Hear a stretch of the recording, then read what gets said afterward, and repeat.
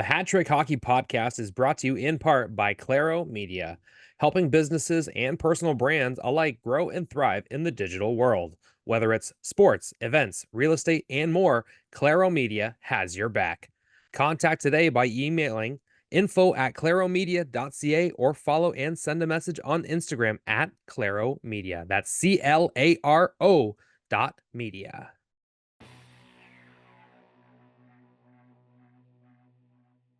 All right, everybody, welcome back to the Hat Trick Hockey Podcast. Today, we're welcoming Sutherland Cup champion and captain of that team, as well as current Essex 73's captain, number 27. I hope he still wears that this year, Gabriel Piccolo. Thanks for having me, boys. Yeah, welcome back. Dude, how was your summer? Not bad. Not bad. I've been staying busy. I didn't get on the ice much in the summer, but I was on the golf course a lot, that's for sure. Yeah. Oh, yeah. Golfing a lot. Go ahead. Sorry. No, just golfing, working, school now. So, but yeah, other than that, trying to stay busy. Well, first thing I want to say is about fucking time, number one.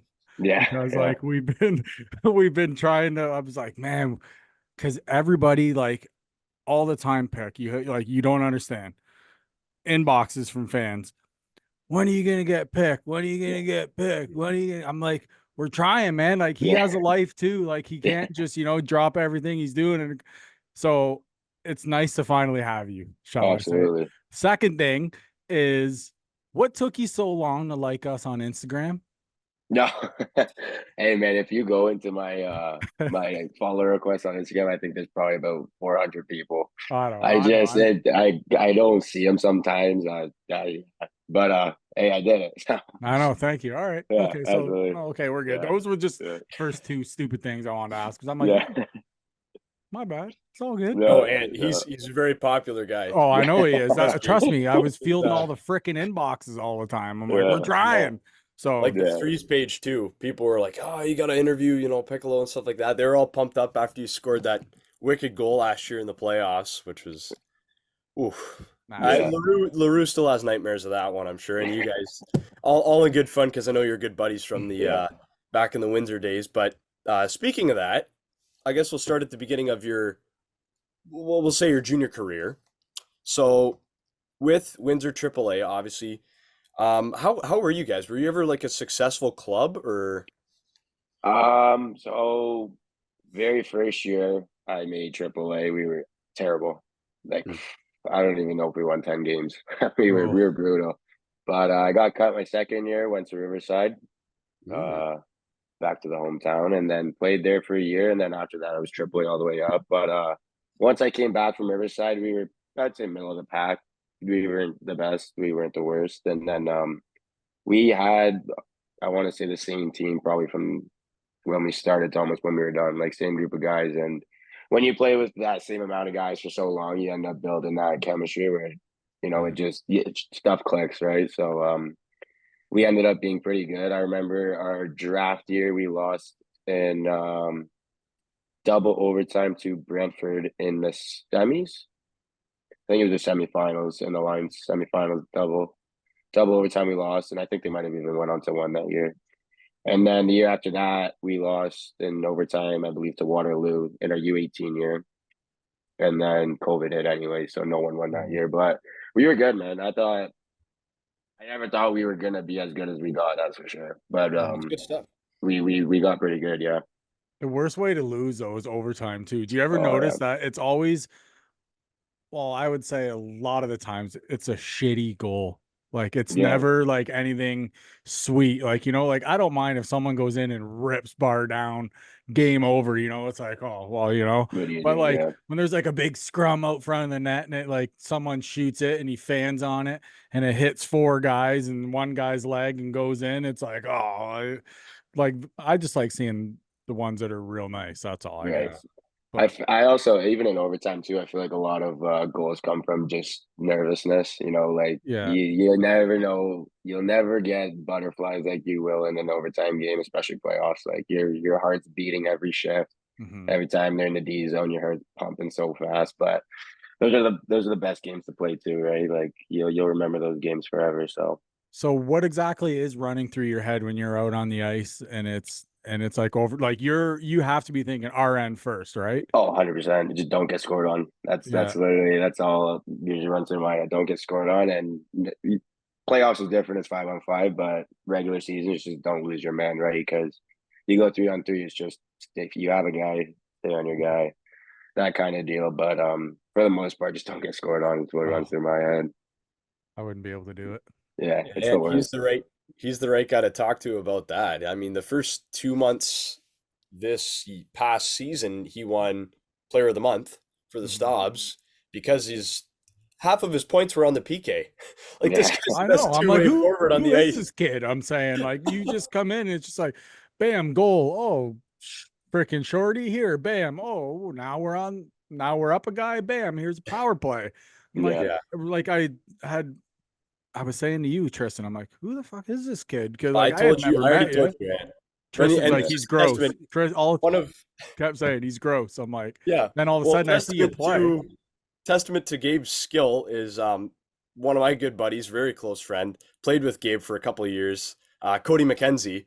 Oh, yeah. And Cody just is like, Tristan, Gabe Piccolo, like everyone who's playing AAA, he's like, you should see this kid on my team. Like he's going places. Yeah. He's the best player I've ever played with or touched ice with. Like he was bowing down to you, but no, it's a pleasure. So when it comes to your start of your junior career, did you sign during that COVID season with Leamington? How did that all come about?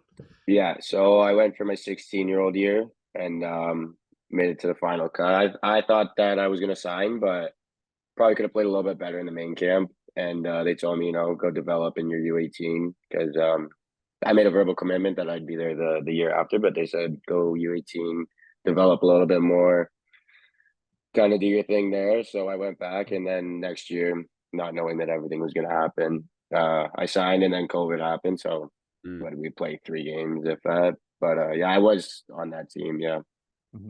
Right on.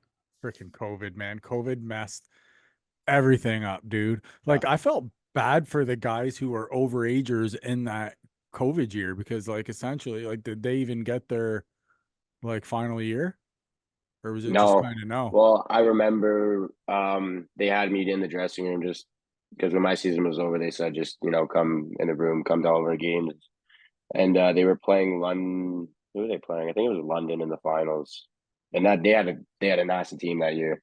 And it was like the second period, they all found out that, it was going to be their last game. And then it was kind of done after that. So I remember them all coming into the room just like bummed out. But Cade McKibbin was the captain that year. And I remember him saying, you know what, even if this is it for us, especially because they had a lot of OAs that year too, he's like, why not go out with a bang? So he definitely picked the spirits up in the room a little bit to help out the boys. But yeah, it was definitely tough. I couldn't imagine being on away that year. Probably sucked a lot. Yeah. So you went right over C right to the Flyers, right? So you just went straight into B? Yeah. That's a fairly big jump, no? Yeah, it was. I was thinking about going C. But I was like, I wanted to, be with buddies still in U18. A lot of buddies that I knew were going back. And honestly, we had a great coaching staff, like with Percy and I love Perce. Yeah, Percy's a beauty. Rive and then Cody Leeming. We had a great staff, and it was one of my favorite years of hockey. It was an awesome year. Love it. But yeah. It says here you played one game with the Vipers back in, trying to see what year this is. 19. So actually the 18-19 season. So that was your 16-year-old year, right? Yes, that was my draft. No, I think that was the year before when I played for LaSalle. Sorry, I AP'd when I was 15. Wow, I AP'd with them. Yeah, and then but I thought I was gonna go to LaSalle originally because their camp was before Leamington's, and then when I went to Leamington, I knew right away. I mean, their facility, the way they handled things, their management was awesome. I liked everything about Leamington. I wouldn't have traded any of the 3 that I was there. So I was definitely happy with the decision I made. Were you on the team when I went in there with Lee Harris? a couple years back? I don't know. I don't think so. I went in there with Lee Harris with the freaking Flyers, and I think he was on Essex. Was that not? I don't think Pick was on Essex yet. No, Not when I came in with Lee. I'm trying to think when that was. I think I was, what, 2 years ago? Tristan, you were just with the show. Yeah, I guess it was 2 years now. So it'd be 2 years ago. You had to have been with the Flyers, no? It is 2 years ago. I must have been. I don't remember. But you saying you came in the dressing room? He came in the room, and then Lee went out on the ice with you guys. I remember seeing Marty, because I'm like, holy shit, that kid's tall. Right? Yeah. And then so you had to have been there, dude. If Marty was there, I was probably there. Lee went in there and just skated the shit out of these. I was standing on the bench going, damn. And then after in the car, Lee just kind of looked at me. He just kind of laughed a little bit. He goes, yeah, I skated them pretty hard. I'm like, holy shit, Lee. Like, some of these guys are laying on the ice, just everybody just sprawled out. Like, just, yeah. When Lee skates you, man, he skates you hard. No, for sure. For sure. Yeah. But it doesn't ring a bell, but I must have been there. You had to have. Probably. Whatever. But that season that Lee would have been there, yeah, you guys went all the way. And like, talk about how special that team was. Obviously, some players moved up who should have been. Like, I think Trevor LaRue, I'd be 2 or 3 years ago now, went 2 points per game, moved up, played on that team. Like, it really was like a wagon in all senses of the word. So just talk about that season into the playoffs.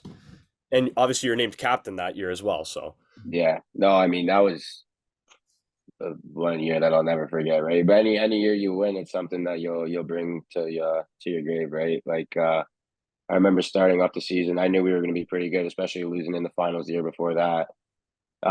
We should have won, but Chatham had a dog team. I mean, talent or hard work beats talent, right? And it's exactly what they did. They had one line that was just workhorses. I think it was Cam Simons, Welch, and Fancy, who just dominated. They just dominated. And coming back the year after, we were all definitely had a chip on our shoulders. We were like, we're not going to let that happen again. So we had a stacked team, man. I mean, like, you had the twins. You had Trev, like you said, came up. Our goalies were sick with Piroski and Walkarius. You had Kuvion. I mean, McKibben. Like, we had a really, really good team. And as the season went on, man, we only got better. And I found one of the big reasons why we won is because it sounds so cliche, but we literally became like brothers. Like no one would ever get into arguments. Like everyone was on the same page every single game. It's like, we're coming here to win. We're not gonna do no bullshit today. Like, we're winning. And then when playoffs came, I mean, we flipped the page. I think we swept the first 2 series, and then we lost one against St. Mary's in the finals, and we were on a tear, man. And then even going into Sully, like, I thought we were the best team even in the round robin, but Stratford ended up coming out on top, and then Hamilton. It was between us and Hamilton. It was kind of like a game 7, and they were up 3-1 with 10 minutes left in the third period. And I think C-Mac had the only goal, Connor McPherson, and then he buried 2 more in less than 10 minutes. Jesus. And then I don't know if we won in overtime or if we won regulation. I can't really remember, but I couldn't believe we won that game. I was shocked. But I mean, everything happens for a reason, right? We came to Stratford, and even Stratford, we were up 3-1, and they came back to game 7, and then we absolutely shut them down in game 7. But it was a awesome season. It was very, very fun. Who was your coach there? Was it Mitchell? Yeah. Dale's awesome. Mitchell, Quickie, and then McKibben. Yeah, they had a really good staff there, man. They were Dale like knows his shit.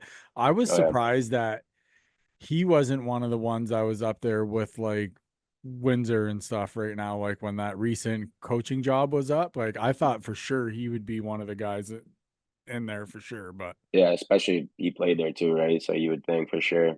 But I don't know. Yeah, I don't know I don't know if he got asked or if he had an interview or anything like that. But yeah, I that's a good question, to be honest, because he's a phenomenal coach. Especially when we won, it was only his second year coaching. Isn't that And crazy? you wouldn't even know. He had everything down. He learned so much from his first year to his second year, and he was a great, great coach for sure. So he had never coached or anything before, right? No, he just retired in Denmark, like pro in Denmark, and then I think the year after he was coaching. Jeez. That's crazy. I remember him. We would always play 2-puck before every practice, just giving her. It just says like, this guy is like still got it. Like he's Oh yeah. just zooming around, sniping on us. Like, yeah, he played pro for That's sure. Yeah, yeah, hilarious. yeah. And you did, I don't know if you ever saw or got an opportunity to watch that team with the Twins on it, but you want to talk about guys who can bring people out of their seats. Yeah. I think it was in the round robin where I think it was Connor McPherson gets the puck in front of the net. And I'm like, oh, beautiful. He's all alone. He's going to go like backhand shelf. Between the legs, bar down. Come And on. that place went absolutely nuts. We gotta upload a clip of that goal with this post later down the road, but it was just nuts. Like, what was it like being able to play with two guys? Obviously, you're incredibly skilled yourself, but playing with two guys like that, they're D1 committed. They just got done Junior A this past year. So, what was it like playing with two guys who have hockey IQ and a connection like that? Man, it was special to see. I mean, when you talk about like a connection, those two had it, man. It's like they know exactly where they were on the ice. It's like, and I thought they handled themselves really well for how young they were then, and I can only imagine how good they're doing now. I think they're going D1 this year. Like they're already in New Hampshire, so I think for sure they're gonna light it up there. I mean, whether it's this year or not, they're rookies up there. But I think by the time it's their final year there, or so whatever it is, they're gonna be top guys there for sure. I mean, they just work so hard. Like not even on ice, but off ice, they're always training. They're always working out. They're putting in the work, and when you put that type of work in, it usually pays off. So, gonna be more proud of those two. Yeah. Let's get into the nitty-gritty here. What got you into Essex here? Like how did it all come about? Was it just something, because I know they went A, right? And was it just something that you weren't interested in going A? Yeah, I know. Like I got an electrical apprenticeship going for me, and I had a decision to make. If I went to go play A, I would have to stop all that just because the travel was ridiculous. Like Yeah. I remember even APing with them last year, a couple of games, like 4-hour bus trips. You get home at 2 a.m, and it's like you're dead. But yeah, I had to make a decision. I wanted to stay there, but I like where I'm at in my career right now and what I have, so I didn't really want to give that up. And then I had a decision. I didn't want to go LaSalle because we just won in Leamington, and I said I did it all in Junior B, and I didn't know that rule was going to happen this year with you could still drop down as a Right. Junior B player, and I wanted that extra year too. So I was like, I'm gonna drop. I'm gonna drop. So it was obviously between Essex and Lakeshore, and then Couillon signed in Essex, and then McKibben signed in Essex. All the boys that I was really close with in Leamington went to Essex, and I was like, you know what? I like what they have there. I know they're right there. I thought I could definitely help the team out for sure. So I was like, why not? And I definitely don't regret any decision I made. I'm happy where I'm at now. I'm happy with the team we have. And I think we're going to do some special things this year, man. I second that motion. Yeah. Look at this team on paper. Good Lord. Yeah. Like, there's still a couple of signings to be announced in the coming days, so 73s fans, stay tuned. But the top 9 of this team, there's never been one like it since like the late 70s, 73s. Like this is, they're going to be scary. A couple new faces in all positions, and honestly, I think the team's gotten better in every respect, and I'm sure Gabe agrees. Yeah.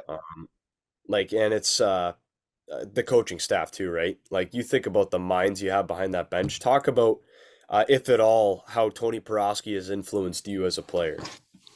Yeah. I mean, I've never been coached by someone who's had as much experience as Tony. So, getting to see that, and, a guy that's been through everything, all ups and downs, losing teams, winning teams, having that many rings, it's like you can't argue that, you know what I mean? That's a guy that when he talks, you open your ears, you listen, and you do as he says, and it's only going to make you succeed. He's one of the most respectful guys ever to each and every one of the players. But another big thing I think too is that with his experience, we're all young. We like to have fun, but when it's time to dial in, you dial in, and he's a guy that'll make sure that you're on that page. So I have nothing but the utmost respect for Tony. I think he's a great guy.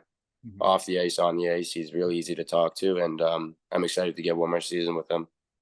See, last year when you guys had the coaching change there, like the two different styles had to have been a freaking adjustment, eh? Like, Yeah, it's like two like complete opposite ends of the spectrum, right? yeah. Oh, for sure, for sure. I mean, and nothing against Rides. I love Rides. He coached me in Leamington too. My first year after COVID, I guess, kind of rookie season there, and even him, man, he'll make you work your bag off. Like he wants you to be the best that you can be, and I think he's a great coach as well. But for sure, what an adjustment that is, right? Like, just two different coaching styles. Like, you got Tony, who's systematic, likes to do his like everything defense, and Rise is just like, I want you to give me everything you have every single shift, and don't give me any bullshit excuse type of thing. So, but they're both great coaches. Nothing bad to say about any one of them. Perfect. Oh yeah, dude. Like these guys are out here. I'm like, I remember Gabe, your first game was it was on the road. It was in Wheatley. Yeah. And I remember I'm watching, and I don't think you got a point in that game, or maybe you got no. Yeah, so I'm thinking, I'm like, oh, it's a quiet game from the Leamington guys or whatever. The next game, I don't even remember. How many points did you get? Was it 6 or something like that? Maybe 7? I think it was 7. Yeah, 7 points in the first game. I was like, oh, there's the Gabe Piccolo, Yeah, Good. Like, what a freak show that was. That, like, you guys, that top line was nuts. Like playing with Halsey and Cuvion. Oh yeah, you guys pretty much stuck together. I think the rest of the season after that. Yeah, that was my line all year. I mean, we shuffled stuff around when it came to injuries and stuff, or if we were going up against like a Walpole team, we would shuffle up lines, just get the younger guys with me or something, or just get them confidence up, get them the puck, show them what it's like to be fast on the ice, work hard. But other than that, for the most part, it was me, Halsey, Coobs, and I love that line. Yeah, you guys seem to have a little bit of everything. Yeah, right? yeah. You had speed, you had skill, you hit, you could fight. Like there's literally no matter what went down on the ice, like that line was always okay. Like, you know what I mean? It's like, okay, yeah, you guys are fine no matter what happens. If you want to brawl. You want to go out and score a goal, go score a goal. Like that's just how it is. But that's just junior hockey. No, for sure. Pretty much. Like, do you ever get the feeling out there, like, because I see some guys take runs at you, dude. Like, do you ever like? Is there certain guys in that you just kind of have to know that are on the ice? Like, not saying anything bad about them, obviously, but is there certain guys you have to be like, okay, this guy's on the ice. I have to know he's out here because some guys hit hard. Who was it? Blow, I think. Kyle Blow. He threw a hit on somebody, and I thought they were gonna be in our lap. Like that's how hard. The other day? No, like last season, he threw a hit. It was thunderous, and it was right in front of us. I was like, "Oh my god!" But is there anybody that you like worry about out there? Not worry. I wouldn't say not so much worry about. I mean, I think when you play so much, you kind of learn what positions to put yourself in and what positions not to put yourself in. I find that I've become pretty good at that. Not saying I don't get hit, because fucking camp I got leveled by a 16-year-old this year. So you know what I mean? Like there's always that chance that you can get rocked for sure. But it also comes down to like, are you able to take hits too, right? I know I've always been a shorter guy, so I've always never had a problem receiving hits or anything like that. But not so much someone individually. Like there's a lot of guys that hit hard in junior C for sure. But I think if I'm always just keeping my head up, for the most part, I should be okay. But then again, you never know what can happen on that ice. You're moving so quick sometimes that anything can happen. Oh, it's crazy. Yeah, no, it's shown in every game, right? Like the positioning is so key, especially with your style of play. Like your edge work's impressive. When you Yeah, cut through the neutral zone, like it's you can see the cogs turning, how okay, when you guys do your wheel or whatever and you start to set up, it's either, you drop back to a D and then you go for a breakout, or it's just, oh yeah, give Gabe the puck. He'll do something cool. Like I think you did you pulled the puck between your legs and then did like a spinorama to your forehand against a team. I think it might have been in the playoffs against Lakeshore. yeah, it was Lakeshore there. Yeah, It was crazy. I was like, you didn't score on the play, but I was like, oh my God, he's on like a different level this game. You're just yeah, trying everything, and you never know, right? Because it, right. it can work. And Trevor LaRue found that out. So talk about this leads perfectly into that goal on Easter Sunday this past season in the playoffs. Yeah, I mean, I think we were shorthanded that play, and I know Lakeshore. I can't remember if Trevor was always their top guy or not, but I just remember coming down and I thought, like Trev skating backwards right now is kind of any forward. It's not even Trev. Like if I'm coming down on a 1-on-1, I see a forwards skating backwards with me. You kind of that's where you're like, yeah, either burn him wide or pull some move off that's gonna have to make him turn. Because even for me, when I'm skating backwards and I gotta turn, sometimes I even fumble over myself. It's D's a hard position to play. So but yeah, I saw that I was coming down 1-on-1 and it wasn't a defender there, so I thought, make a move there, and I did fan on that shot, but it was I tried to go up top, and I think I went under Bo's pad, but Yeah. yeah, I just found a way to put it in there, and I think it was my first goal in a while in that playoff that series, so it was a good one to get for sure. So the funny part about that one actually is I was at my in-laws' house, Easter freaking dinner, and I was watching the game and you scored that goal and then I'd start like yelling and shit and everybody's looking at me. I was just like, "What?" Like we scored, like leave me alone. Then I'm Yeah, like and then I'm like on my phone doing the score update for you guys. I'm like, "Jesus." Like, man, once in a while I'll be out somewhere or whatever watching the game, watching you guys doing the score updates from where I'm at.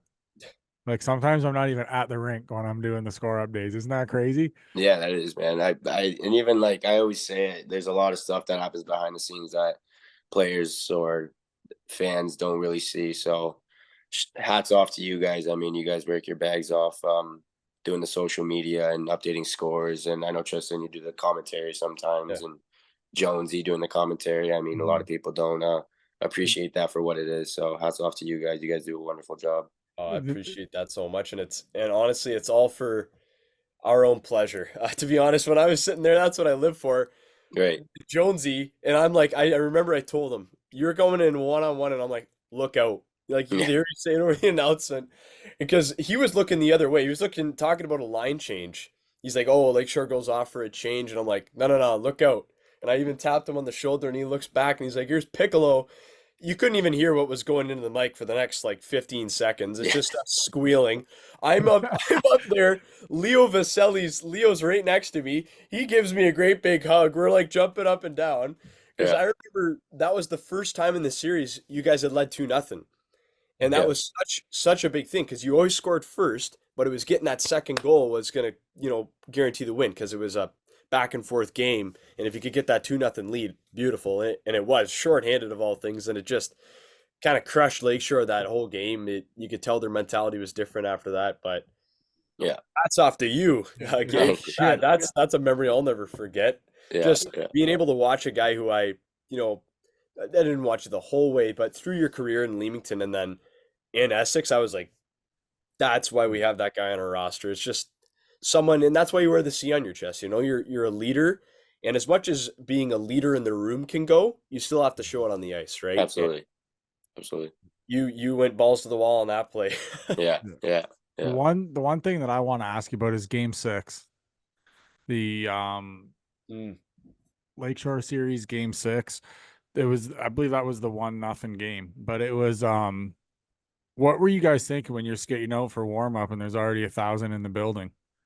Like, you know what Yeah, I I mean? mean Like those. that was nuts, dude. Yeah, I've never, you guys, this town last year, dude, was painted orange. I couldn't go anywhere without somebody asking me about you guys or asking me about a game. I'm sure it was the same for you, Tristan.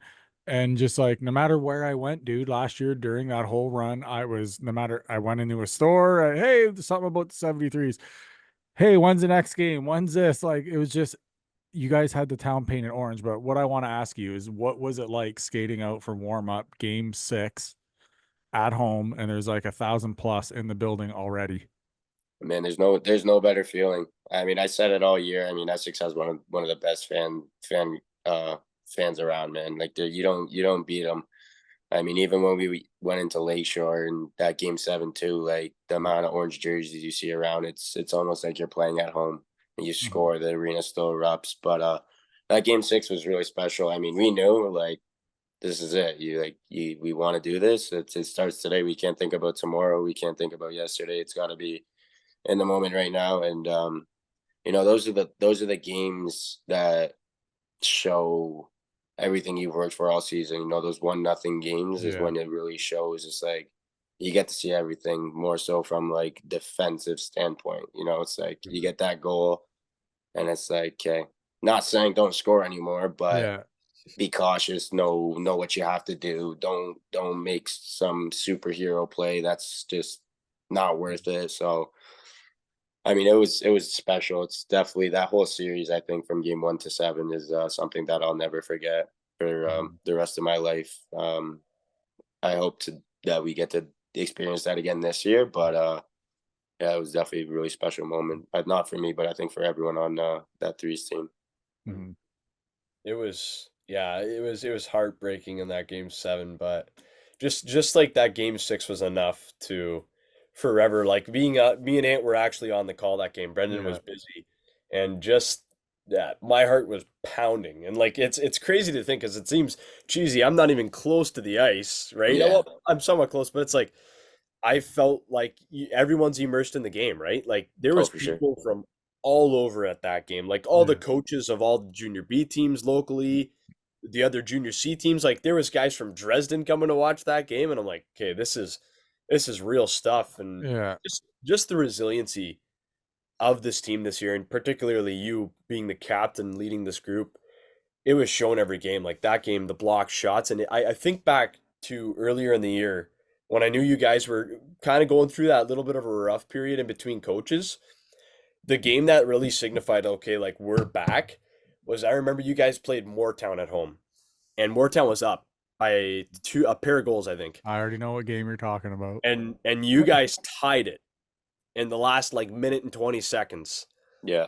and then in overtime, I don't know what Moortown was doing. I gotta call them out on that, but it was like both of their D decided to move up, their one defenseman, and then there was like a forward who made a bad pass, and I think Coos kept it in the zone and got it to you, and you Yeah. took a shot, and Chartrand he saves it low, but you didn't give up on the play. Some guys in overtime they go, oh, I gotta get back defensively, right? As soon as there's a save, they recycle, but no, you just stuck with it, got the rebound, and banged it into the open net, and like that really signified to me, okay, yeah, like, there's no question now this team under Tony Piroski is going to be back and they're going to be better than ever. And you guys were, despite a game 7 loss, Mhm. I'll still say like, and it might seem like sour grapes, but I hope it doesn't come across as that. But you guys, in effect, were the better team through that series. You won the games by a larger margin when it happened in that way. And you guys hardly were the calls in your favor, whether that's true or not, whether they're actual penalties. We still look at the fact that you guys are shorthanded for much more of that series and still managed to keep every game within 1 to 2 goals in a Mhm. loss. Yeah. And it was just like in that game 7, what's going through your head when Lakeshore gets that? And I know I don't want it to be a sore spot. Sorry if it is, but No, no, you're when good. Lakeshore gets that Pour the salt on. goal, that 2-1 goal, Scarlett, it always is freaking Bryce Scarlett, but finds it loose puck and just puts it in the net. I think Slochus was screened. What's going through you guys' head on the bench there? It's definitely a mood killer for sure. But I mean, especially like having that experience, it's you got to find a way, you know. I mean, you know that no matter what, at any point in the game, anything can happen, anything can change. But it sucked because, you know, I think we had close to 30 something shots. I think we only held them down to 14, 15 shots, and nothing against Slow. It's like stellar. I think the goals they scored in that game were valid goals, you know, like they weren't cheeky goals or anything like that. But it's definitely, it hurts, you know. It's like I thought we played a really good hockey game all around. I mean, but then you look back at it and it's like it just wasn't enough at the end of the day. So if it happens again this year, we're gonna, you know, we'll remember that, and you learn from things like that. You know, that's a big learning curve for a lot of the guys. You know, some guys never even played in a game that big in their life. So we're having a lot of returning guys. So if that does happen again, I think we'll definitely be prepared for it for sure. And yeah, I mean, it's a tough loss. It definitely still hurts. I mean, it's probably something that we'll never forget. But I mean, you learn from stuff. You learn from games like that, right? So for sure. So, what do we got to do to get over this hump, man? Like, what do we got to do to just like, whatever? I'll come out and say it. What do we got to do to beat Lakeshore? Like, they've, you know what I mean? It's been 5 years in a row.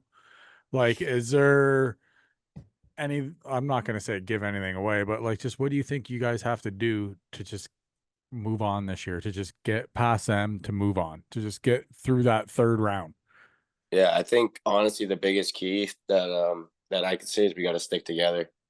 I mean, like you said, it's been 5 years, so it's easy to say that the same thing's gonna happen again for the sixth year. But you know, if all 20, 22, 23 guys, however many guys are on the team, stick together, I think you know, it's only a matter of time before it happens. And I think those 5 years, you know, it takes a long time. Sometimes it's quick. It's a year turnaround. You lose in the finals, you come back and win, like what happened in Leamington. And sometimes you may lose 3 years in a row, 4 or 5. But the biggest thing I can say is you got to stick together. I mean, you start turning on each other, you start saying this, you start becoming negative, things will only get worse. So we're coming into this season, you know, our heads high.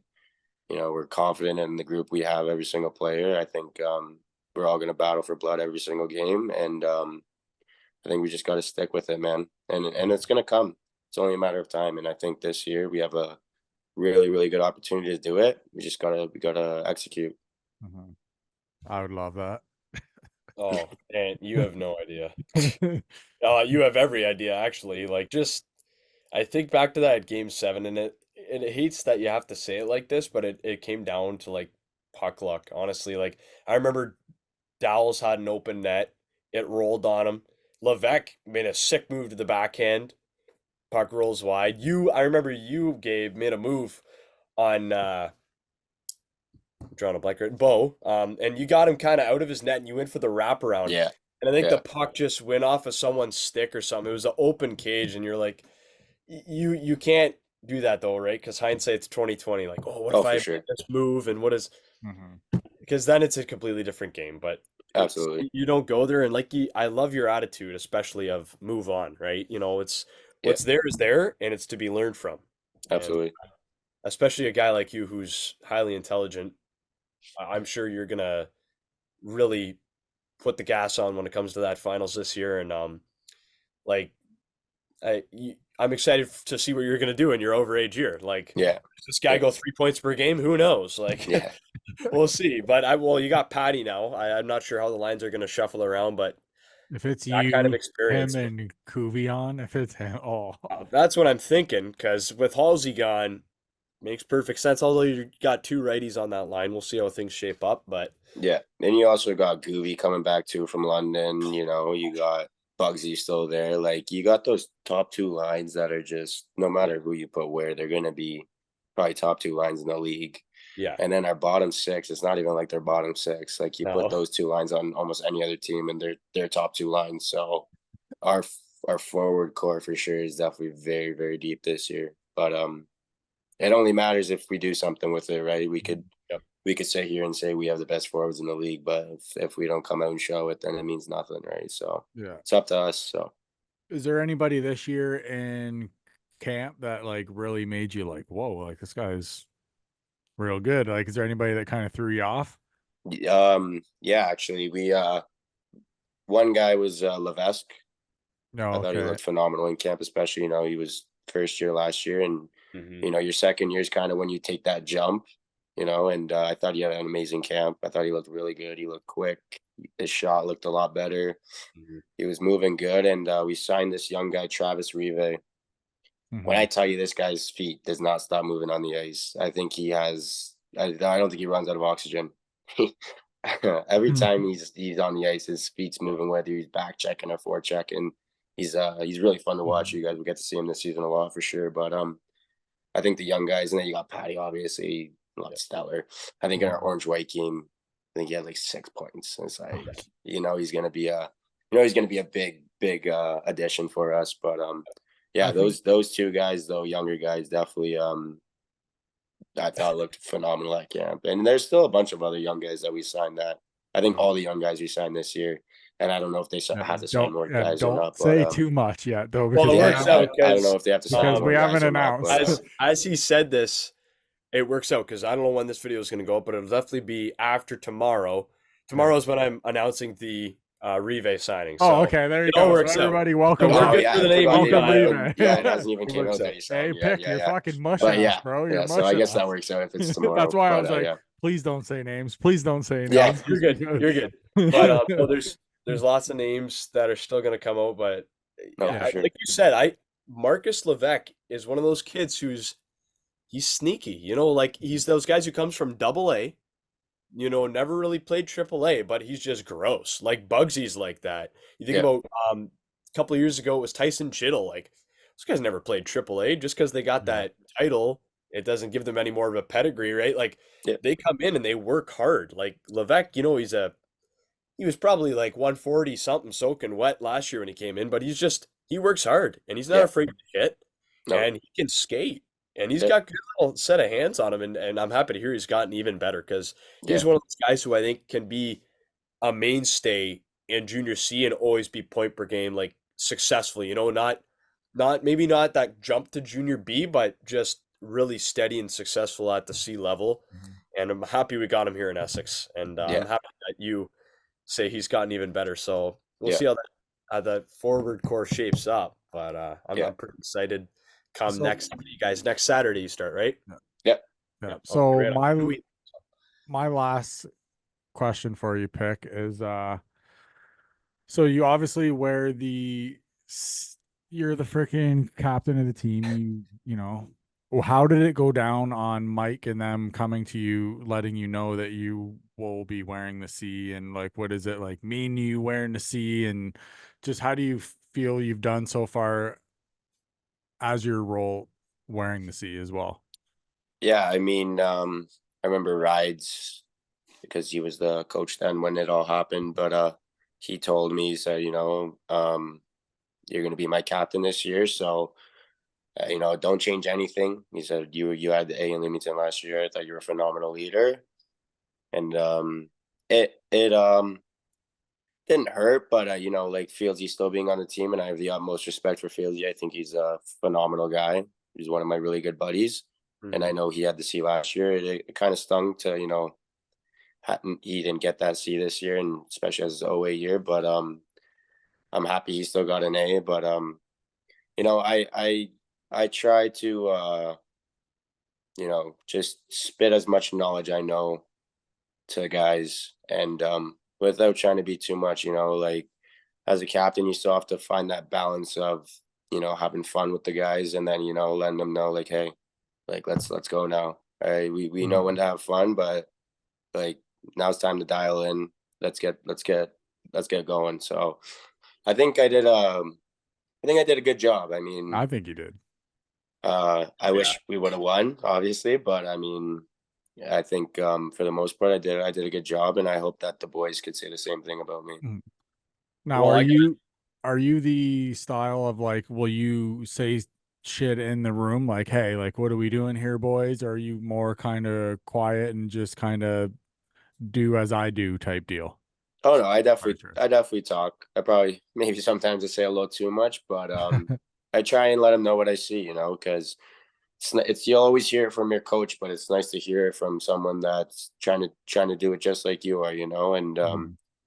sometimes it's hard because you don't want to act like you're better than anyone else, but when you take that role on of wearing a letter, you gotta know, like, you have to be that guy sometimes. So I'll definitely say stuff in the room after a tough period. I'll be like, boys, like, this isn't Essex hockey. We're a lot better than this. Try to keep my cool most of the times. Sometimes you lose you lose temper, or Mhm. shit gets hot in the dressing room, but it only fires up the boys more, in my opinion. Like, when you see someone that cares that much about winning, and not even so much winning, but just proving that you're working and you're giving everything you got to however many fans show up to the game and pay money to watch us, Mhm. or anything like that. They deserve a show. They deserve to watch us at our best every single time. So I try and put that in the boys' head and just let them know, like, we're too good to lay an egg. We're beyond that. So we got to find ways, and you're not always going to be your best. That's just the fact. But at least you have to try. So that's what I always try to preach to the boys. I like your style. Wow, very well spoken. And Yeah. another thing that gives proof, everyone who's listening, to the fact that Gabe is a true leader, and not only does the team see him as that, but the rest of this town should. He's the first captain to be a repeat captain 2 years in a row since the 2001 season, which Aaron Mulcaster had been captain for 4 years. So Gabe is the first one to go back to back since that time. So props to you, buddy. Thank It's you. been over 23 odd years since that last happened. So you're And back. how old are you, Pick? Sorry. How old are you? 21. See, 21. you weren't even born yet. Yeah, yeah, yeah. I was born in '03, so yeah, that Yep. was special 21, for sure. Jesus, man. Yep. And also, are you gonna like this guy gave me a jump scare. I was like making a post, and it might have been back in October. You came into Essex like with a beard and like flow. Yeah, And then you got everything shaved and you had short hair. I'm yeah, like, who's this guy? That like I looking at the player of the game, and then Bugsy writes me and he goes, "Oh, it's Peck," and I'm like, "What? That's what he yeah, looks like under there." But no, yeah. it's. The So are you boys did gonna? What are mullets. you gonna We grow did around again? mullets. Or So yeah, we did mullets, and then I shaved up the sides, and then I had the mullet for a bit, even after hockey and everything. And I was like, yeah, I'm gonna get rid of the long hair, try something new, and then so Mhm. yeah, cut her off. Who man, was so you're it? gonna keep her pretty tailored the rest of the season? You think? Yeah, we'll see. I mean, if the boys want to do something again with the hair, we'll see. We might have to grow it out again. So Yeah. Alrighty. kind of see how it Cooves, goes. man, Cooves had a dirty mullet on him. Like Oh he yeah, We had did. like he looked like a poodle with his, man. Like his yeah. was like his was Coos had a like good one. puffed out the back. I was like, damn, It was Cooves. When wait. I seen him, I was like, You wore shit. 98? Did you wear 98 in Limo? Yeah, Yeah. Okay, I remember. There's 98 flying down the wing, jersey flapping in the wind, his hair's all out with yeah, the curls going. No, that was awesome. Good yeah, memories. Dude, I Yeah. can honestly say like my wife like never went to a game, anything. She went to one game last year, and the first thing she freaking said to me is, "Holy shit, the captain's fast." That was the first thing she said to me. I'm like, "Yeah, but we don't really realize it because like we see you play every night, right? So Right. we're like that, we're like used to it. You know what I mean?" But she was like, "Fuck that kid's quick." I'm like, "Yeah." I'm like, yeah. She's like, you don't like. I'm like, no, yeah, I know. yeah, I'm like, we see him every night though. yeah, So when he does shit, we're just like, it's just, pick scoring again, blowing by three guys and scoring again. But my wife, guys, I think you had one where the puck was going into the corner. So we always sit down in that one like corner, right? yep, And you were coming straight at them. And my wife's like, you were like on them, like, she's like, it was a snap and he was in front of us.